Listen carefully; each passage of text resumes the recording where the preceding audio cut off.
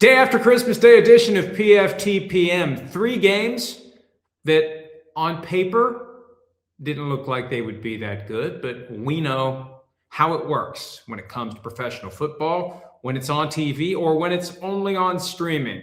People will congregate, especially on a holiday. The numbers are going to be very interesting, especially because they had 5 NBA games. All of them were televised by 3-letter over-the-air ABC, with some of them simulcast on ESPN, ESPN2, ESPN whatever. But all 3 games played by the NFL on Christmas Day this year were streaming only, and none of them had both teams vying for playoff position.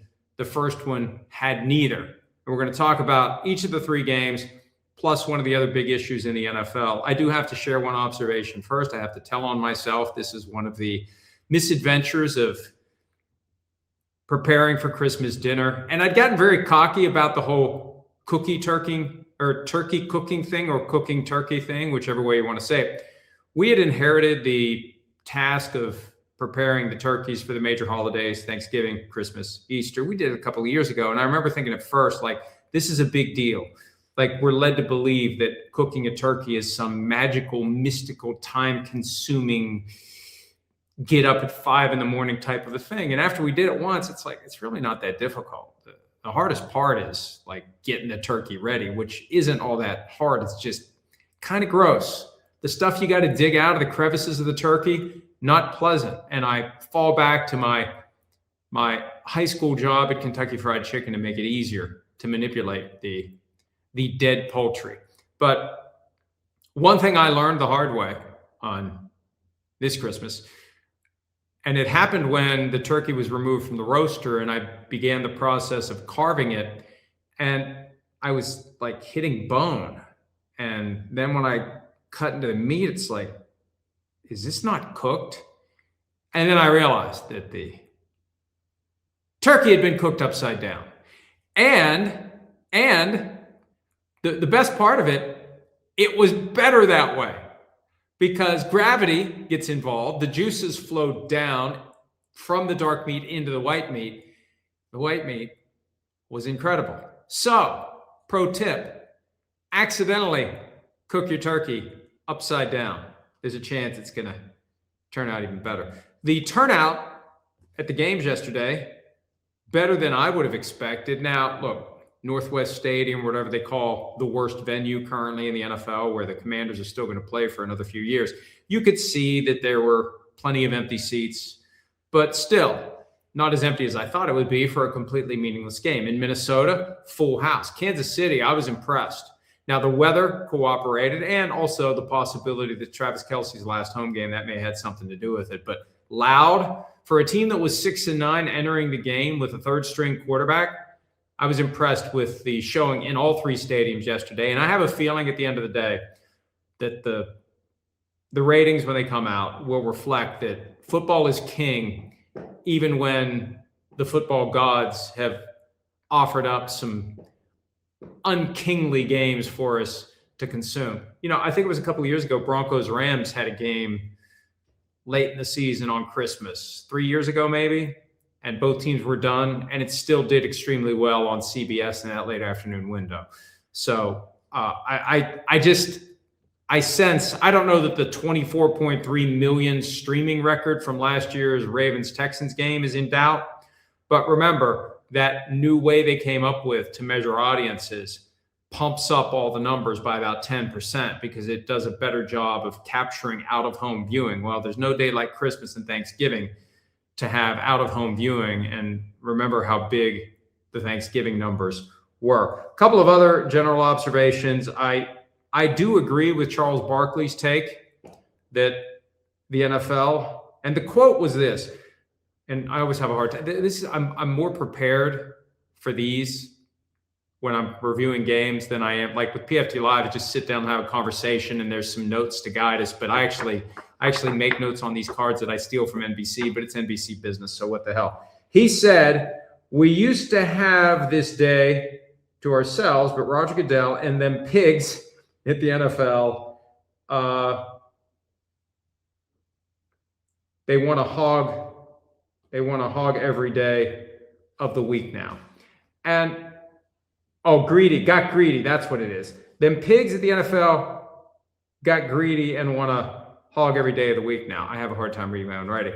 But they didn't get greedy. They always were greedy. They just finally realized they could just take Christmas away from the NBA. I'm surprised it lasted as long as it did. I'm surprised they waited until this decade to say, oh, wait a minute. Here you got people kind of hanging around doing nothing. They got TVs. We got a product that plays great on TV. Let's play on Christmas. And hell, I remember a couple of years ago, they said, no way, no how. If Christmas is on Tuesday or Wednesday, we're not going to play games. And then they realized how much money they would make. And they played 2 games last year when Christmas was on Wednesday. And I suspect every day of the week now, whenever Christmas lands, there will be 3, just like there were on Thursday. It's easier on a Thursday, Friday, Saturday, Sunday, Monday. Tuesday, Wednesdays where it's a challenge. I still think they'll find a way to do it because there's too much money to be made. There are too many rating points to be generated. And I get what Charles Barkley is saying, but the NBA didn't own Christmas any more than the NFL did. The NFL just didn't pay attention to it. And now that the NFL has, here we go. And yeah, newsflash, the NFL is greedy. What a shock. Football is family. No, football is business, but they say football is family because it's good for business. It's all about money. It's all about making as much of it as possible. And one of the ways to do that is to get as many people as possible to watch the games. I do have constructive criticism for Netflix. Why are you doing in-game interviews of former players? What was that? Did anybody like that? And that's the thing. I don't really need to pounce on Netflix for doing this because everyone is. This isn't the Manning cast. This isn't garbage time of a it is a meaningless late season game, but it's a game. It's a game that people want to watch. And it's so distracting when you're watching the game and the conversation has nothing to do with the game. And it was forced into both of the Netflix games. They had Emmitt Smith in the first half of the early game, Clinton Portis in the second half. They had Barry Sanders in the first half of the late game. And I'm told Chris Carter in the second half, but I was feeling pretty good. I declared to the room, hey, you know what? I'm not going to pass out today after having that big meal. And 5 minutes later, I rested my head back on the chair and out I was. But I'm told Chris Carter, I missed it. But Chris Carter was involved in the second half. You don't need to do it. It takes away from the game. What was the purpose of it? Why are we doing this? I don't get it. No disrespect to the guys involved. And then it was crappy Zoom connections that were freezing up from time to time. I don't get it. It was ridiculous. And again, as I say that after I try to back away from, the full-blown suplex pile driver, but it really was misguided. And is that a product of a streamer that only wants to do a couple of games per year? Surely they have some expertise that's been involved in the production of these games to stand up and say, no, well, hang on, Mr. or Ms. Netflix exec. We don't think it would be a good idea to have interviews during the game.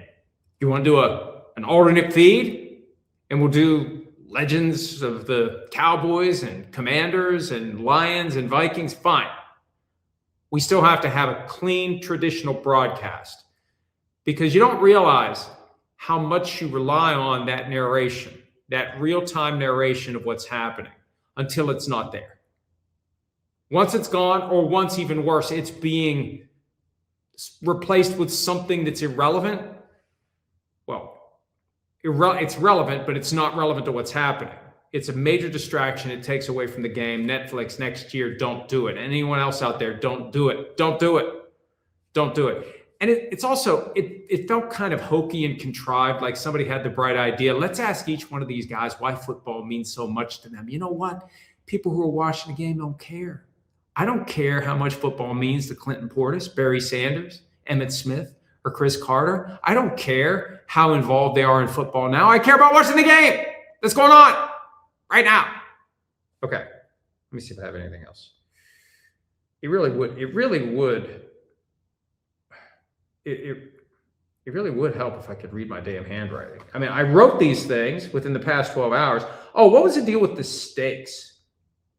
Like, I understand the turducken. It's part of the Thanksgiving tradition, but I don't think steak and Christmas. I'd be all for it. Hey, I'd rather have tomahawk steaks than turkey 4 weeks after I had turkey. Maybe they're trying to rewire our Christmas traditions, but there's nothing about steak that says Christmas, and there's nothing about Christmas that says steak, at least not to me. But Netflix, good luck. Maybe over time, the tomahawk ribeye will become the new thing to eat on Christmas Day. Hi, it's Mike Florio. Thanks for watching PFT on YouTube. Hit subscribe for the latest news and analysis from Pro Football Talk.